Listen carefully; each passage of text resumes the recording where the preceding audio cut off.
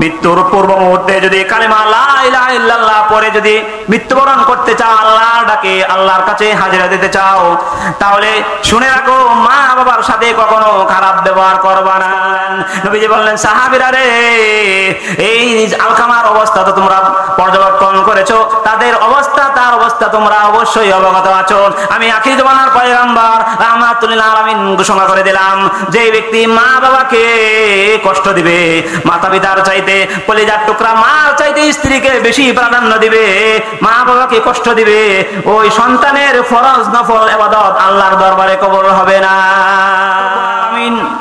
নামাজ, রোজা, হজ, যাকাতের কথা যেভাবে আমাদেরকে অর্ডার করেছেন, নির্দেশ দিয়েছেন, সেইভাবে একইভাবে আল্লাহ তাআলা আমাদেরকে আমাদের জন্মগত মা এবং বাবা ওনাদের সাথে সৎ ব্যবহার করা, ভালো ব্যবহার করার জন্য আল্লাহ পাক রব্বুল আলামিন একইভাবে নির্দেশ করেছেন। আল্লাহর কথা মানাটাই ইবাদত। কোন সন্তান যদি তার মাতা পিতার সেবা করে, সেটা আল্লাহ তাআলার একটা ইবাদত। আল্লাহ তাআলার ইবাদত করলে আল্লাহ তাআলা রাজি হয়, খুশি হয়। আল্লাহ পাক রব্বুল আলামিন বলেন, ওয়াসাইনাল ইনসানা বিওয়ালিদাইহি ইহসানা। আল্লাহ পাক রব্বুল আলামিন বলেন, হে দুনিয়ার মানুষ শোনো, আমি আল্লাহ তাআলা তোমাদেরকে বিওয়ালিদাইহি ইহসানা, তোমাদের মাতা পিতার সাথে ভালো ব্যবহার করার জন্য আদেশ করেছি, অর্ডার করেছি, নির্দেশ দিয়েছি। আল্লাহ তাআলা বলেন, কেন নির্দেশ দিলাম জানোনি? আল্লাহ পাক রব্বুল আলামিন বলেন, সেই মা বাবা তোমাদেরকে কষ্ট করে লালন পালন করেছেন। ওয়াসাইনাল ইনসানা বিওয়ালিদাইহি ইহসানা হামালাতহু উম্মুহু কুরহা ওয়া ওয়াদাতহু কুরহা। আমার মুসলমান ভাইরা, আল্লাহ পাক রব্বুল আলামিন বলেন, মা বাবার সেবা যত্ন, তাদের খেদমত, তাদের সাথে ভালো ব্যবহার কেন করবা জানোনি? এক নম্বর কারণ হলো হামালাতহু উম্মুহু কুরহা। তোমার মা যখন তোমাকে 10 মাস 10 দিন গর্ভে ধারণ করেছিল, অনেক কষ্ট হয়েছিল। সেই কষ্ট করার জন্য আমি আল্লাহ পাক রব্বুল আলামিন তোমাদেরকে মা বাবার সন্তুষ্টির জন্য আমি আল্লাহ তাআলা তোমাদেরকে আদেশ করে দিলাম যে মাতা পিতার সাথে ভালো ব্যবহার করো, তাদেরকে কষ্ট দিও না, তাদেরকে কোনো দুঃখ দিও না, তাদের সাথে রাগ ব্যবহার করিও না। হামালাতহু উম্মুহু কুরহা, এটা হলো 1 নম্বর কারণ। 2 নম্বর কারণ হলো আল্লাহ রাব্বুল আলামিন বলেন, ওয়া ওয়াদাতুহু কুরহা। এই দুনিয়ার মানুষ শোনো, মাতা পিতার সাথে কেন সৎ ব্যবহার করতে হবে? 2 নম্বর কারণ হলো, যখন তোমাকে জন্ম দিয়েছে, প্রসবকালে তোমার মা অনেক কষ্ট, অনেক ধৈর্য ধারণ করেছিল। আমি আল্লাহ রাব্বুল আলামিন তোমাদেরকে 2 নম্বর কারণ হিসাবে আমি আল্লাহ তাআলা তোমাদেরকে অর্ডার করে দিলাম, নির্দেশ দিয়ে দিলাম, মাতা পিতার সাথে ভালো ব্যবহার করবে, কোনোদিন কষ্ট দিও না। যে মা বাবা তোমাকে গর্ভে ধারণ করেছে এবং জন্ম দিয়েছে, যদি কষ্ট দাও, ওই কতটা যদি তাদের মনে পড়ে যায়, মনে পড়ার সাথে সাথে তাদের মনের মধ্যে একটা দুঃখ লেগে যায়। এই দুঃখ নিয়ে যদি আল্লাহর দরবারে বদদোয়া করে, সেই বদদোয়া বন্দুকের গুলি মিস হবে, কিন্তু মা বাবার বদদোয়া তোমার উপরে পড়তে দেরি হবে না। আমার মুসলমান ভাইরা, শুধু তা না, আল্লাহ রাব্বুল আলামিন বলেন, হামালাতুহু উম্মুহু কুরহা ওয়া ওয়াদাতুহু কুরহা ওয়া হামলুহু ফিসালুহু 30 শাহরা। আল্লাহ রাব্বুল আলামিন বলেন, এই দুনিয়ার মানুষ শুনো, 3 নম্বর কারণ মাতা পিতার সাথে ভালো ব্যবহার কেন করবা জানোনি? 3 নম্বর কারণ হলো, এই মা বাবা, এই মা তোমাকে 30 মাস দুধ পান করাছে। হাত্তা ইযা বালাগা আশুদ্দাহু ওয়া বালাগা 40 সানা, 40 বছর পর্যন্ত তোমার যে শক্তি সাধন, তোমার জ্ঞান বুদ্ধি, 40 বছর হইলে মানুষের জ্ঞান বুদ্ধি মোটামুটি ভাবে পরিপূর্ণতার সাথে হতে শুরু করে। এর আগে উল্টাপাল্টা করে মা বাবার অধীনেই থাকে। দুধ পান করা আছে 30 মাস। একমাত্র জন্ম দারিনী মা ছাড়া আর কেউ আপনাকে, সন্তানকে কেউ আদর যত্ন এত বেশি করে না, যেরকম ঠিক কিনা? যে মা 10 মাস 10 দিন গর্ভে ধারণ করেছে, আর যে মা 30 দিন দুধ পান করা আছে, এই মার মতো মহাব্বত সন্তানের প্রতি আরো যদি কোনো মা থেকে থাকে, 2 নাম্বার মা, 3 নাম্বার মা, 4র্থ নম্বরে মা যদি থেকে থাকে, ওই সন্তানের প্রতি এতটুকু মায়া মহাব্বত থাকে না, যেরকম ঠিক কিনা? আল্লাহ রাব্বুল আলামিন বলেন, ওয়া ওয়াসাইনাল ইনসানা বিওয়ালিদাইহি ইহসানা। আল্লাহ পাক রব্বুল আলামিন ডাইরেক্টলি আল্লাহ তাআলা অর্ডার করেছেন যে মাতা পিতার সাথে সৎ ব্যবহার করো। এখন আমি যে কথাটা আপনাদের সামনে বলতে চাই, আল্লাহ তাআলা বলেছেন সৎ ব্যবহার করো। যদি কেউ খারাপ ব্যবহার করে, মা বাবাকে কষ্ট দেয়, তাহলে তার শাস্তি কি হবে? আম্বিউল গাফিলুন নামক কিতাবে একটা ঘটনা উল্লেখ রয়েছে। আনাস ইবনে মালিক রাদিয়াল্লাহু তাআলা আনহু থেকে বর্ণিত, তিনি বলেন, রাসূল সাল্লাল্লাহু আলাইহি সাল্লামের যুগে একজন লোক ছিল। সে নামাজ পড়তো, দান করত, সদকা করত, রাতে তাহাজ্জুদ নামাজ আদায় করত। সেই লোকটা হঠাৎ করে অসুস্থ হয়ে গেল। অসুস্থ হওয়ার সাথে সাথে তার স্ত্রী রাসূল সাল্লাল্লাহু আলাইহি ওয়াসাল্লামের দরবারে দৌড়ে চলে গেলেন। যায় নবীজিকে বললেন, ইয়া রাসূলুল্লাহি, ইয়া হাবিবাল্লাহ, ওগো নবীজি, আমার প্রাণের স্বামী তো অসুস্থ হয়ে গেছে, আপনি যদি একটু যাইতেন, কালেমার তালকিন দিতেন, আমার মনে হয় আমার স্বামীর সময় প্রায় শেষ হয়ে গেছে, এটাই মনে হয় শেষ সময়। আখির জামানার পয়গম্বর রাহমাতুল লিল আলামিন হযরত বেলাল রাদিয়াল্লাহু তাআলা আনহুকে ডেকে পাঠালেন, আলী রাদিয়াল্লাহু তাআলা আনহুকে পাঠালেন, সালমান রাদিয়াল্লাহু তাআলা আনহুকে পাঠালেন, আম্মার রাদিয়াল্লাহু তাআলা আনহুকে ডেকে ডেকে পাঠালেন, এ বেলাল, যাও যাও ওই সাহাবীকে দেখে আসো, ওই লোকটাকে দেখে আসো, তার কি অবস্থা, তুমি যাও, তোমার অবস্থা দেখে আসো। আমার প্রাণের মুসলমান ভাইরা, ওই ব্যক্তিটার নাম ছিল আলকামা রাদিয়াল্লাহু তাআলা আনহু, নবীর একজন সাহাবী। আলকামা রাদিয়াল্লাহু তাআলা আনহু অসুস্থ হয়ে গেলেন। বেলাল রাদিয়াল্লাহু তাআলা আনহু যখন দেখতে গেলেন, সাহাবীরা তালকিন করাচ্ছেন যে, আলকামা, তুমি পড়ো লা ইলাহা ইল্লাল্লাহু মুহাম্মাদুর রাসূলুল্লাহ সাল্লাল্লাহু আলাইহি ওয়াসাল্লাম। মৃত্যুর পূর্ব মুহূর্তে এই কালিমাটা আস্তে আস্তে শিখায় দিতে হয়, স্মরণ করায় দিতে হয়। কি বলেন, যখন ঠিক কিনা? এই কালেমা পড়ে মানুষের, মুসলমানের মৃত্যু হওয়া বাধ্যতামূলক, জরুরি। কিন্তু দুঃখ দুঃখ, এই আলকামা রাদিয়াল্লাহু তাআলা আনহু জবানটা যেন বন্ধ হয়ে গেছে, কালিমা আর উচ্চারণ করতে পারতেছে না। সাহাবীরা আশ্চর্যান্বিত হয়ে গেলেন। বেলাল রাদিয়াল্লাহু তাআলা আনহু দৌড়ে গেলেন নবীজির দরবারে, নবীজিকে ডাক দিয়ে বললেন, ইয়া রাসূলুল্লাহ, ইয়া হাবিবাল্লাহ, আল্লাহর নবী গো, ওগো নবীজি, আপনি যে আমাকে আলকামার বাড়িতে পাঠিয়েছেন, আলকামার অবস্থা ভালো না, তার জবানটা বন্ধ হয়ে গেছে। তাকে আমি কালিমা যখন তানকিল দিলাম, তিনি কালিমা পড়তে পারতেছে না, জবান বন্ধ হয়ে গেছে, কালিমা উচ্চারণ করতে পারতেছে না। বিশ্বনবী রাহমাতুল লিল আলামিন বেলাল রাদিয়াল্লাহু তাআলা আনহুকে ডাক দিয়ে বললেন, বেলাল রে, একটু খবর নিয়ে দেখো না, তার মা এবং বাবা জীবিত আছে কিনা। বেলাল রাদিয়াল্লাহু তাআলা আনহু বললেন, ইয়া রাসূলুল্লাহ, ইয়া হাবিবাল্লাহ, ওগো নবীজি, বেলাল রাদিয়াল্লাহু তাআলা আনহুর বাবা নাই, উনার মা জীবিত আছে। জোরে বলেন সুবহানাল্লাহ। কিন্তু মা জীবিত আছে, এত দুর্বল, লাঠি দিয়ে টুকটুক করে, বর্বর দিয়ে হাঁটাহাঁটি করে, লাঠি ছাড়া হাঁটতে পারে না, বার্ধক্য অবস্থায় পৌঁছে গেছে। নবীজি বললেন, এ বেলাল, তুমি আমার সালাম পৌঁছায় দিবে এবং আলকামার মাকে বলবা, আখেরি জামানার পয়গম্বর আপনাকে যাওয়ার জন্য বলছে, যদি আপনি না যেতে পারেন রাসূল সাল্লাল্লাহু আলাইহি ওয়াসাল্লাম নিজে আপনার সাথে সাক্ষাৎ করবে।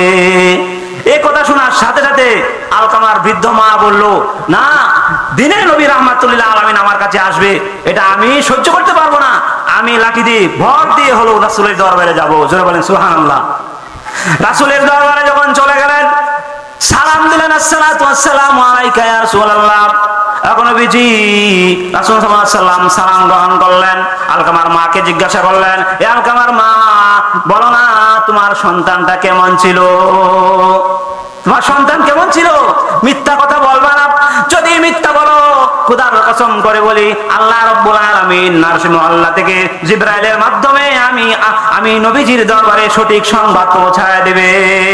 আলকামার মা বলল, ইয়া রাসূলুল্লাহ, ইয়া হাবিবাল্লাহ, আমার সন্তান 5 ওয়াক্ত নামাজ আদায় করত, রমজানের রোজা রাখতো, দান সদকা করত, মানুষকে সালাম কালাম দিত। নবীজি বললেন, ঠিক আছে বুঝলাম, তোমার সাথে কেমন ব্যবহার করেছে সেটা বলো। আমার নবী বলতেছেন, আমার পয়েন্ট যেটা, তোমার সাথে কেমন ব্যবহার করেছে। তখন দুঃখিনী মা, যে মা 10 মাস 10 দিন গর্ভে ধারণ করেছে, শুধু তা না 30 মাস দুধ পান করাছিল, সেই মায়ের চোখ থেকে জ্বর জ্বর করে পানি পড়তে শুরু করেছে।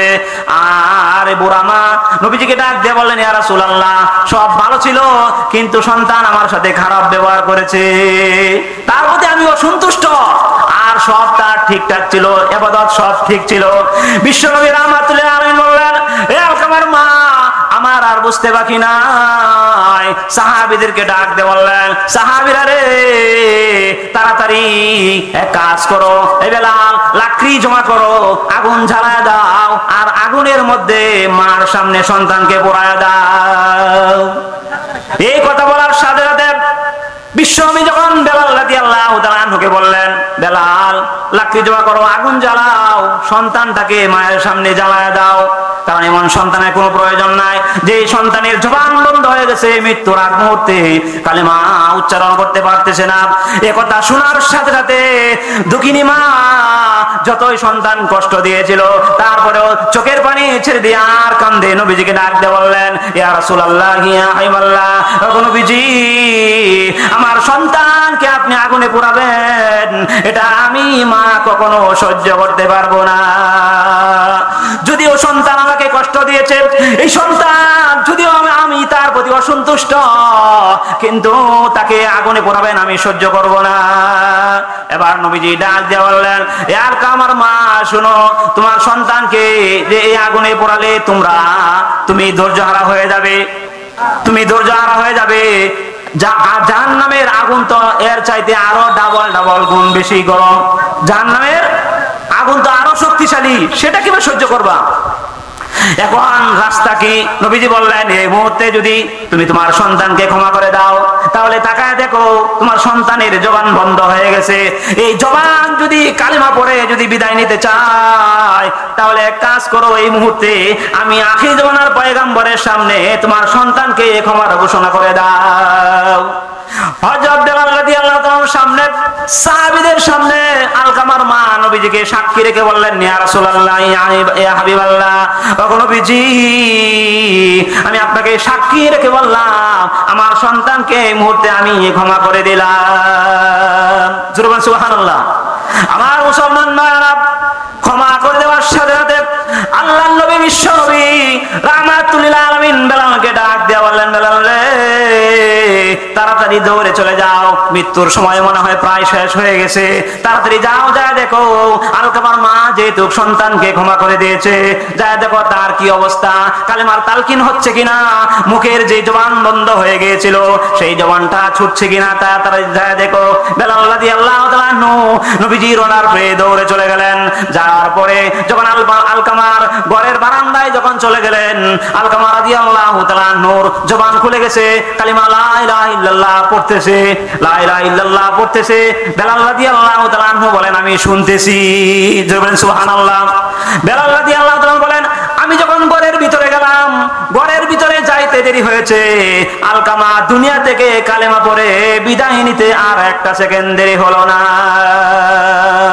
আমার মুসলমান ভাইরা, বিশ্ব নবী রাহমাতুল লিল আলামিন কিয়ামত পর্যন্ত এই শিক্ষা দিয়েছেন, যদি তোমরা কারো এ দুনিয়ার মুসলমান, যদি জবান বন্ধ হতে না চাও, মৃত্যুর পূর্ব মুহূর্তে যদি কালিমা লা ইলাহা ইল্লাল্লাহ পরে যদি মৃত্যুবরণ করতে চাও, আল্লাহর ডাকে আল্লাহর কাছে হাজিরা দিতে চাও, তাহলে শুনে রাখো, মা বাবার সাথে কখনো খারাপ ব্যবহার করবা না। এই জন্য আল্লাহ বলেন, ওয়াসাইনাল ইনসানা বিওয়ালিদাইহি ইহসানা। আমার মুসলমান ভাইরা, আলকামা রাদিয়াল্লাহু তাআলা যখন দুনিয়া থেকে বিদায় নিয়ে চলে গেলেন, সাহাবীরা গোসল করায়া সাহাবীরা যখন লাশ নিয়ে কবরের দিকে যায়, নবীজি পিছনে পিছনে যায়।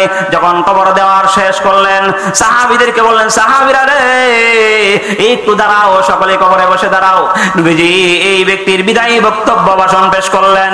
নবীজি বললেন, সাহাবীরা রে এই আলকামার অবস্থা তো তোমরা পর্যবেক্ষণ করেছো, তাদের অবস্থা তার অবস্থা তোমরা অবশ্যই অবগত আছো।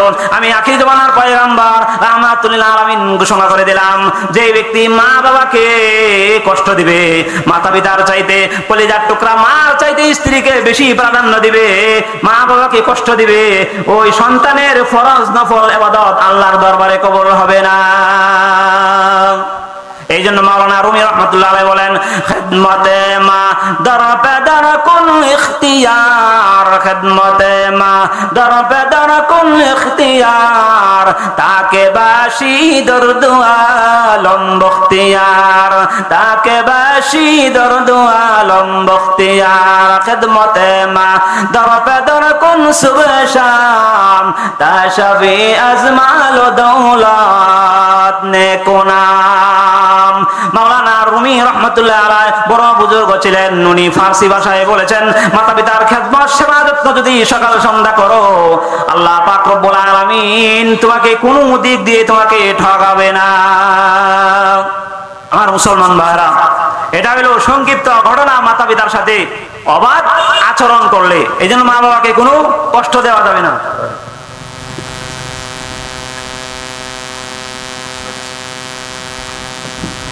মুসলমান ভাইরা আমার, আল্লাহ পাক রব্বুল আলামিন যে একটা আদেশ দিয়েছেন মাতা পিতার সাথে ভালো ব্যবহার করার জন্য, এই আয়াতের মধ্যে সূরাতুল আহকাফের 15 নম্বর আয়াতের মধ্যে আল্লাহ তাআলা 3টা কারণে মা বাবার সাথে ভালো ব্যবহারের আদেশ দিয়েছেন। আদানের সময় আর মনে হয় কয়েক মিনিট আছে, সেই কয়েক মিনিট আমি আপনার সামনে আলোচনা করব। আর একটি ঘটনা, যে ঘটনাটা না বললেই নয়, সন্তানের জন্য মা বাবা কত কিছু না করে, কিন্তু সন্তান মাতা পিতার জন্য কি করে দেখেন। আমার মুসলমান ভাইরা, মা যখন সন্তান জন্মগ্রহণ করলো, এমন একজন মহিলার ঘটনা, ছোট্ট সন্তান, টাইফয়েড জ্বর হয়ে গেল। জ্বর হওয়ার পরে ডাক্তারের কাছে নিয়ে গেল। ডাক্তার বলল, তোমার সন্তানের একটা চোখের সমস্যা হয়ে গেছে, বাম সাইডের চোখের সমস্যা হয়েছে, অতিরিক্ত জ্বর রোগ অসুস্থতা থাকার কারণে। তখন মাকে বলল, আপনি আপনার সন্তানের জন্য তাড়াতাড়ি একটা ব্যবস্থা করেন। মা বলল, তাহলে কি করব? যে চোখ পাল্টাতে হবে, যে চোখের সমস্যা সেই চোখটা পাল্টাতে হবে। এখন মা কি করবে? বাবা তো মারা গেছে, ছোটবেলা বাবা মারা গেছে। এখন মা এই দিক দৌড়ায় আর চিন্তা ফিকির করতেছে যে এখন কি করা যায়। আমার কাছে এত টাকা নাই যে আমি আরেকটা চোখ ক্রয় করে এনে লাগাবো বা অপারেশন করব, এত টাকা আমার কাছে নাই, কি করব? সেই মা দৌড়াদৌড়ি করে ডাক্তার আবার খবর দিল, এ মা তাড়াতাড়ি কাজ করো, যদি সেই চোখ পরিবর্তন না করো তাহলে ডানের যে চোখ আছে সেই চোখটা নষ্ট হয়ে যাবে, তোমার সন্তান কিয়ামত পর্যন্ত অন্ধ হয়ে যাবে। সেই সন্তান ডান চিনবে না, বাম চিনবে না, পূর্ব পশ্চিম কোনো কিছুই সে চিনতে পারবে না। এখন মা পাগল পারা হয়ে গেল। মা আবার চিন্তা করলো, অতি তাড়াতাড়ি ডাক্তার বললো তাড়াতাড়ি সিদ্ধান্ত গ্রহণ করুন, কি করবেন? মা বলল, ডাক্তার সাহেব আমি সন্তানের জন্য আমার একটা চক্ষু আমি দিয়ে দিলাম। এ ডাক্তার সাহেব শুনুন, তাড়াতাড়ি আমার সন্তানের ডান চক্ষু যেন নষ্ট না হয়ে যায়, নয়। এই জন্য আমার বাম চক্ষুটা আমার সন্তানের জন্য আমি কিয়ামত পর্যন্ত দান করে দিলাম। আমার সন্তান দুনিয়া বিচরণ করবে, এই জমিন বিচরণ করবে, রিজিক অন্বেষণ করবে, আমাকে খাওয়াবে, আমি অন্ধ থাকি, এতে আমার কোনো আপত্তি নাই। আমার মুসলমান ভাইরা, মা চোখের পানি ছেড়ে দিয়ে কাঁদেন আর আল্লাহ তাআলাকে ডেকে ডেকে বললেন, ওগো রব্বুল আলামিন, আমার কেউ নাই, তার বাবা মারা গেছে, আমি আমার সন্তানকে চক্ষুটা দিয়ে দিলাম, তুমি তাকে সুস্থতা দান করে দাও। চক্ষু দিয়ে দিল, আবার সুস্থতার জন্য আল্লাহ তাআলার দরবারে দোয়া করলো। ডাক্তার সাহেব মার চক্ষুটা নিয়ে সন্তানের চোখে লাগায় দিল। জোরে বলেন সুবহানাল্লাহ। মা কতটুকু করলো? সেই সন্তানটা যখন আস্তে আস্তে 7 বছরে উপনীত হলো, 7 বছরে যখন প্রাইমারি স্কুলেতে পড়াশোনা করে, এভাবে 1 2 3 4 5 6 যে 6 এ যখন 5 এ যখন পড়াশোনা করে, তার একটু জ্ঞান হলো। মার তো একটা চক্ষু নাই, মার কিন্তু বাম চক্ষু নাই। সেই মা কাপড় দিয়ে ঘুরে সন্তানকে দেখতে যায়, বাবা নাই, কে দেখতে যাবে? স্কুলের মধ্যে দেখতে যায়।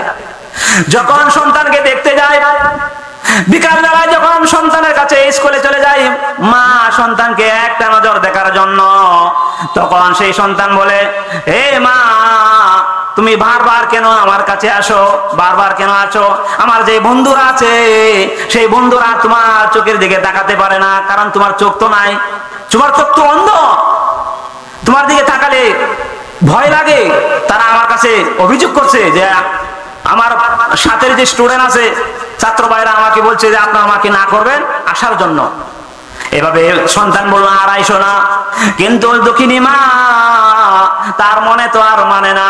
দ্বিতীয় দিন আবার সন্তানকে যখন দেখতে যায়, দেখতে যাওয়ার পরে সন্তান আবার বলল, এ মা, তোমাকে না বলছি না আসার জন্য, কেন আসছো? এভাবে ধমকানি শুরু করলো। এভাবে দিন যেতে থাকলো। মার যে দুঃখ, সেই দুঃখ বলার মতো আর কোনো মানুষ নাই। কার কাছে বলবে? যেই সন্তানকে চক্ষু দিল, সেই সন্তান বলতেছে, আমার মুসলমান ভাইরা, সন্তান কিন্তু জানে না এই মা কিভাবে মা অন্ধ হয়ে গেল, মার চক্ষু কোথায় গেল, সন্তান কিন্তু জানে না। কি বলেন? সন্তান জানে না। মা কিন্তু বলে নাই সন্তানের কাছে, মা ও সন্তানের কাছে বলে নাই। সন্তান আর জিজ্ঞাসা করে না যে মা কি ব্যাপার, আপনার চক্ষু কিভাবে নষ্ট হলো?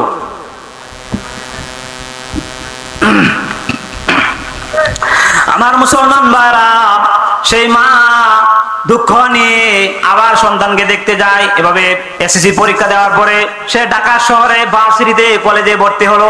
কলেজে ভর্তি হওয়ার পরে মাকে আর কোনো খবর দেয় না, মার কোনো সন্ধান নাই, মার কোনো আর খোঁজ খবর রাখে না।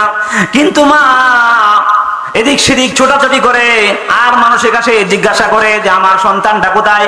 এভাবে খবর নিয়ে নিয়ে যখন সেই সন্তানের সন্ধান পাওয়া গেল ঢাকা শহরের মধ্যে এমন একটা বিল্ডিং এর মধ্যে, বাসার মধ্যে সে বাসা নিয়ে থাকে। মা যখন সেখানে গেলেন, যা দেখে দারোয়ান দাঁড়ায় রয়েছে। সেই সন্তান আবার ভার্সিটিতে পড়াশোনা করে, চাকরি করে, সে বিয়েও করে ফেলেছে, মাকে আর জানাই নাই। মা খবর নিয়ে যখন তার কাছে গেল, যাওয়ার পরে বলতেছে, দারোয়ান বলতেছে যে কে আসছে, তাড়াতাড়ি যায় দেখো। সন্তান বলতেছে যে কে আসছে, দরজার সামনে, গেটের সামনে, তুমি যায় দেখো তো। তখন দারোয়ান বলল, আপনি কে? আপনি কেন আসছেন? তখন দারোয়ান মনে করছে ভিক্ষুক আসছে। দারোয়ান মনে করছে এখানে ভিক্ষুক আসছে।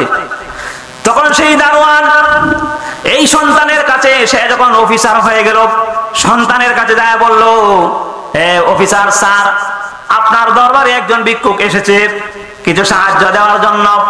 তখন কিছু টাকা দিয়ে দিলেন। টাকাটা যখন মার হাতে দিলেন, মা চোখের পানি আর ধরে রাখতে পারে না। এবার মা ডাক দিয়ে বললেন, দারোয়ান শুনো, আমি টাকার জন্য আসি নাই, তোমার যে অফিসার, সেই অফিসারকে যায় বলো আমার সামনে আসার জন্য।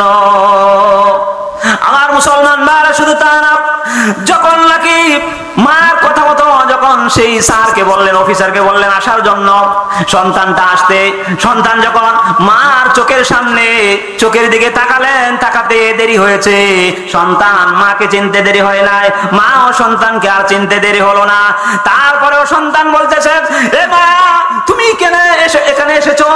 এই ধরো টাকা নিয়ে যাও, বাড়িতে টাকা নিয়ে যাও, নিয়ে এগুলি খাও, তোমার যা কিছু কিছু প্রয়োজনগুলি মিটাও, এই টাকা নিয়ে যাও। এই কথা বলার সাথে সাথে মা দুঃখিনী মা চোখের পানি ছেড়ে দিয়ে কান্দে আর ডেকে ডেকে বলে, এরে সন্তান, আমি তোমাকে লালন পালন করেছি কষ্ট করে, তুমি যখন আমার বাড়ি থেকে বের হয়ে যাও, তোমার কি খুঁজির জন্য আমি আপ্রাণ চেষ্টা করি, তোমার কোনো খবর পাই না। আজকে তোমাকে আমি দেখার জন্য এখানে অনেক কষ্ট করে তোমার খবর নিয়েছি, এখানে আমি এসেছি, টাকা নেওয়ার জন্য আসি নাই, ভাত খাওয়ার জন্য আমি তোমার কাছে আসি নাই রে সন্তান। তুমি আজকে আমাকে টাকা দিয়ে বলছো বাড়িতে চলে যাওয়ার জন্য। এ সন্তান, তোমার বাবা যখন ছোটবেলায় মারা গিয়েছিল, আর কেউ নাই, তোমার এমন অসুস্থ হয়েছিল, আমি তোমাকে তোমার জন্য জীবনটা পর্যন্ত দিয়েছিলাম। এ সন্তান, তোমাকে একটা নজর দেখার জন্য আমি এখানে ছুটে এসেছি। আমি তোমার কাছে পয়সার জন্য আসি নাই, টাকার জন্য আসি নাই। তোমাকে ছাড়া আমার ভালো লাগে না, কারণ আমার বাড়িতে কেউ না, একটা মাত্র সন্তান। এমন আছে না? এক বাবার এক সন্তান, এক মায়ের এক সন্তান, আছে না নাই? আছে। সেই সন্তান যদি বাড়ি থেকে বের হয়ে যায়, মার মনটা তো উতাল পাতাল স্বাভাবিক হতেই পারে। আমার মুসলমান ভাইরা, শেষ পর্যন্ত সেই সন্তান মাকে যখন আবার তাড়ায় দিল, মা মনে দুঃখ নিয়ে মা একেবারে ভিদ্ধ হয়ে গেছে। মার হায়াত প্রায় শেষ পর্যায়ে চলে এসেছে। সেই মা যখন বাড়িতে চলে আসলেন, আর সন্তান খবর নেয় না। কিছুদিন পরে সেই মা মারা গেল। মা মারা যাওয়ার আগে, সেই কলিজার টুকরা মা মারা যাওয়ার আগে একটা কাগজের মধ্যে তিনি লিখে গেলেন, একটা কাগজের মধ্যে শেষ লিখে গেলেন যে, সন্তান, তোমার কাছে আমি বারবার গিয়েছি টাকার জন্য নয়, আয়ের পরেও তুমি আমাকে তোয়াক্কার করেছো, তুমি আমাকে দূর করেছো, আমার চক্ষু কেন অন্ধ? এ সন্তান, তুমি আমাকে কোনোদিন জিজ্ঞাসা করো না যে মা তোমার চক্ষুটা কোথায় গেল, তোমার চোখ কিভাবে অন্ধ হয়েছে।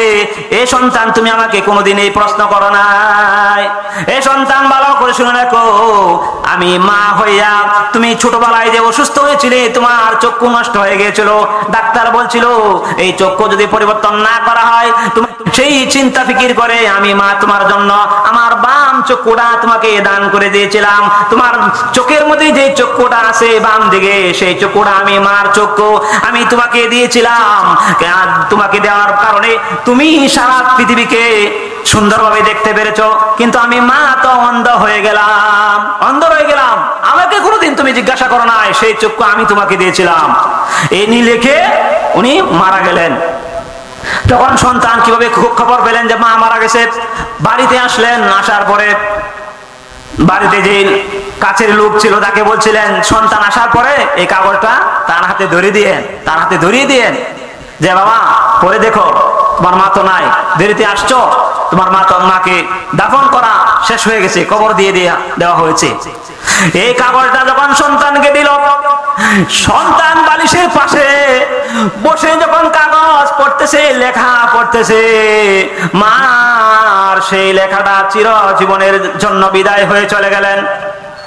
এই কথাটা যখন তার চোখে পড়লো, আমার চোখে যেই চক্ষু হয়েছে সেটা মার চক্ষু, মা আমাকে দিয়েছিল।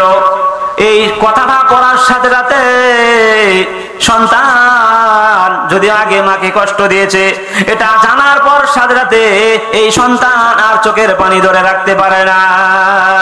চোখ থেকে জর করে পানি পড়তেছে আর কান্নাকাটি করতেছে। পাশের মানুষেরা বলল, এখন কান্নাকাটি করলে আর কি হবে, তোমার সময় তো আবার হয়ে গেছে। আল্লাহ পাক রব্বুল আলামিন তো ঘোষণা করেছিলেন, ওয়াসাইনাল ইনসানা বিওয়ালিদাইহি ইহসানা। এ জগৎবাসী শুনো, মা বাবার সাথে ভালো ব্যবহার করো, মাতা পিতার যদি খেদমত করো, আমি আল্লাহ পাক রব্বুল আলামিন সেই খেদমতটা ইবাদত হিসাবে পরিণত করে সওয়াব দান করে দেব। জোরে বলেন সুবহানাল্লাহ। আমার মুসলমান ভাইরা, মা বাবার সেবা যত্ন অত্যন্ত জরুরি। আল্লাহ পাক রব্বুল আলামিনের ইবাদত যেভাবে করার জন্য আল্লাহ তাআলা আমাদেরকে বলছেন, মাতা পিতার সেবা যত্ন করাও সেভাবেই আল্লাহ তাআলা বলছেন। তবে মা বাবার সেবা, মাতা পিতার সাথে ভালো ব্যবহার, আল্লাহর ইবাদত ছাইরা না। আল্লাহর ইবাদত আমরা করব, তারপরে মাতা পিতার সাথে আমরা ভালো ব্যবহার করব।